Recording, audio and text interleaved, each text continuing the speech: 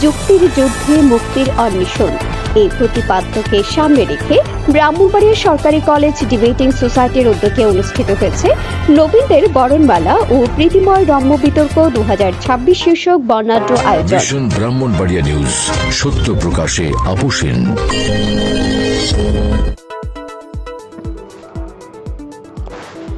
প্রকৃতির বুকে এখন শ্রাবণের স্নিগ্ধ পদচারণা, আকাশ জুড়ে ভেসে বেড়াচ্ছে মেঘের ভালা, টুপটাপ বৃষ্টির সুরে মুখর চারপাশ, আর সবুজের অপার সমারোহ যেন প্রকৃতিকে জাগিয়ে তুলেছে নতুন প্রাণে।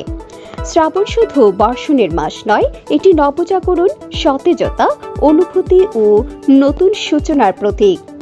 আর এমন এক স্নিগ্ধ শ্রাবণের সকালে যুক্তির যুদ্ধে মুক্তির অন্বেষণ এই প্রতিপাদ্যকে সামনে রেখে ব্রাহ্মণবাড়িয়া সরকারি কলেজ ডিবেটিং সোসাইটির উদ্যোগে অনুষ্ঠিত হয়েছে নবীনদের বরণমালা ও প্রীতিময় রম্য বিতর্ক 2026 শীর্ষক বর্ণাঢ্য আয়োজন। অনুষ্ঠানের সূচনা হয় পবিত্র কোরআন তেলাওয়াত ও গীতা পাঠের মধ্য দিয়ে। ডিবেটিং সোসাইটির সেক্রেটারি ফারদিন ফাহিমের সঞ্চালনায় অতিথিবৃন্দ, নবীন ও প্রাক্তন ডিবেটরদের উপস্থিতিতে মিলনমেলায় পরিণত হয় পুরো অনুষ্ঠান।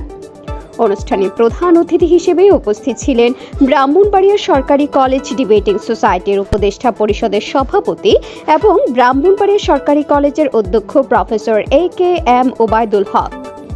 বিশেষ অতিথি হিসেবে উপস্থিত ছিলেন উপদেষ্টা পরিষদের যুগ্ম সম্পাদক ও উপাধ্যক্ষ প্রফেসর মোহাম্মদ মুশারফ হোসেন, প্রফেসর বন্দে আলী মিয়া, প্রফেসর রাখাল গোপ এবং সহযোগী অধ্যাপক হাবিবুর রহমান খান।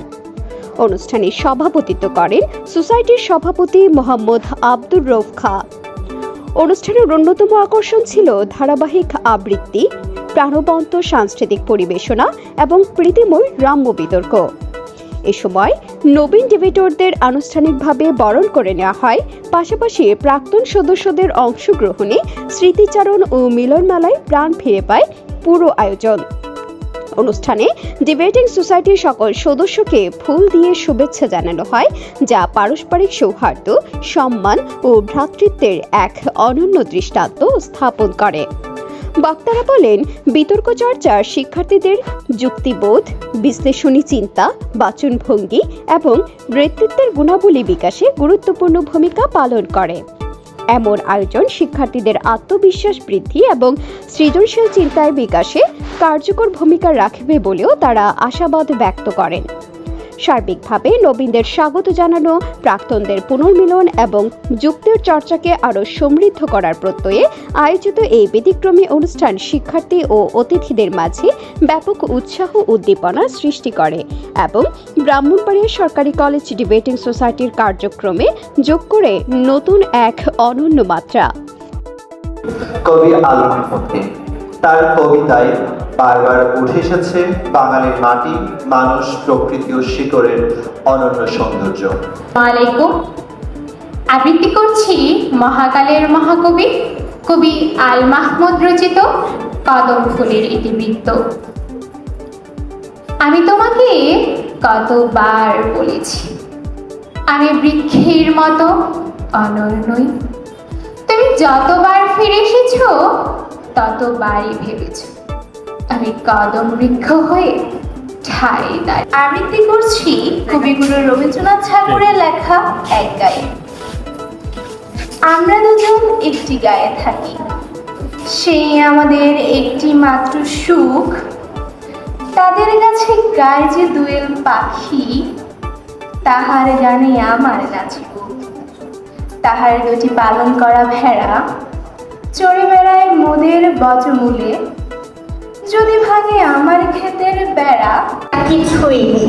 সরকারপক্ষের বন্ধুদের মানসিকতা ঠিক এই ডাইনোসরদের মতোই। বিতর্কের মধ্যে এসে যখন তারা যুক্তির দিক থেকে বিলুপ্ত হয়ে গেছেন, তখন নিজেদের শূন্যতা লুকাতে দাবি করছেন নাস্তার অস্তিত্বই নাকি বিলুপ্ত। বিসমিল্লাহির রহমানির রহিম।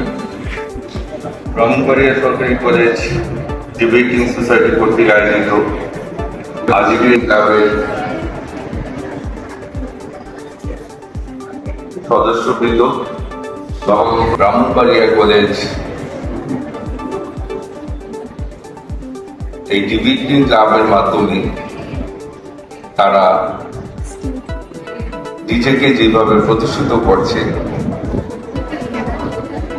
আমরা সত্যি আনন্দিত। আজকে আমরা তাৎক্ষণিক তাদের যে একটা বিতর্ক প্রতিযোগিতা দেখলাম,